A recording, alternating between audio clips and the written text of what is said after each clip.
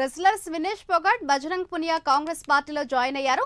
Mallikarjuna Kharge, KC Venugopal సమక్షంలో హస్తం కండువా కప్పుకున్నారు. త్వరలో జరగనున్న హర్యానా ఎన్నికల్లో పోటీ చేయనున్నట్లుగా తెలుస్తోంది.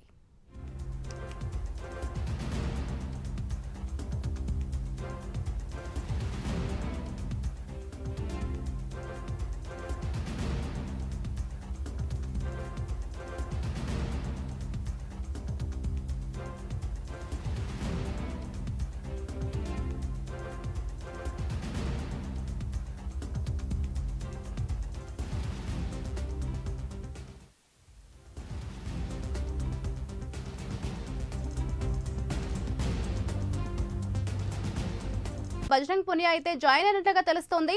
రానున్న హర్యానా ఎలక్షన్లు చూస్తే అటు కాంగ్రెస్ పార్టీకి ఏ విధంగా ప్లస్ అయ్యే అవకాశం ఉందని అనుకోవచ్చు అంటారు? మాధురి, ఇప్పుడే కొద్ది క్షణాల క్రితమే కాంగ్రెస్ పార్టీలో రెజ్లర్ల ఎప్పటి నుంచో ఊహాగానాలు వస్తున్నాయి. ఏ పార్టీలో చేరుతారన్న ఊహాగానాలు ఉన్నాయి భారత రెజ్లర్లు. కానీ ఎట్టకేళ్లకు ఈ రోజు మధ్యాహ్నము కాంగ్రెస్ ఏఐసిసి పార్టీలో చేరికతో పులిస్తపడింది. ముఖ్యంగా భారత రెజ్లర్లు వినేష్ ఫోగట్ తర్వాత బజరంగ్ పునియా ఇద్దరు కూడా కాంగ్రెస్ పార్టీలో ఈ రోజు మధ్యాహ్నం 3 గంటలకు ఏఐసిసి కార్యాలయంలో జరిగినటువంటి సమావేశంలో చేరడం జరిగింది. గత 2 రోజుల క్రితం రాహుల్ గాంధీతో సమావేశం కావడము, ప్రత్యేకమైనటువంటి కొన్ని అంశాలను వారికి ఉన్నటువంటి కొన్ని డౌట్లను కూడా ఆ సమావేశంలో చాలా క్లియర్ గా వారితో చర్చించినట్లు తెలుస్తుంది.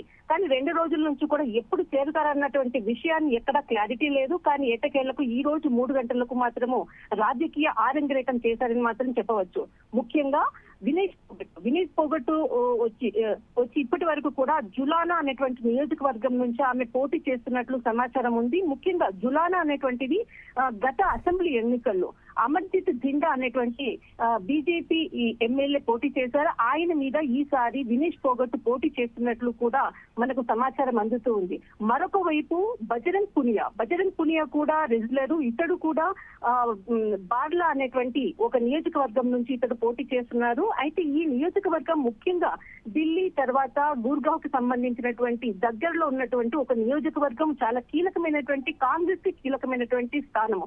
ఈ స్థానములో బజరంగ్ పునియా ఈ నియోజకవర్గం నుంచి పోటీ చేస్తున్నట్లు తెలుస్తుంది. కానీ మొత్తం మీద ఇప్పటికే బీజేపీ దాదాపు 67 స్థానాల అసెంబ్లీ స్థానాలకు మొదటి విడతగా ఎవరైతే అభ్యర్థులు ఉన్నారో వారికి సంబంధించినటువంటి లిస్ట్ ని ఇప్పటికే హర్యానా అసెంబ్లీ ఎన్నికల నేపథ్యంలో మొదటిగానే విడుదల చేసింది. అయితే ఇప్పటి వరకు కూడా కాంగ్రెస్ పార్టీ మొదటి జాబితా కూడా విడుదల కాలేదు. బట్ ముఖ్యంగా వీరి చేరిక కారణంగానే ఈ కాంగ్రెస్ పార్టీ మొదటి విడత అంటే ఎవరైతే అభ్యర్థులు పోటీ చేస్తున్నారన్నటువంటి లిస్ట్ మాత్రం విడుదల చేయలేదు.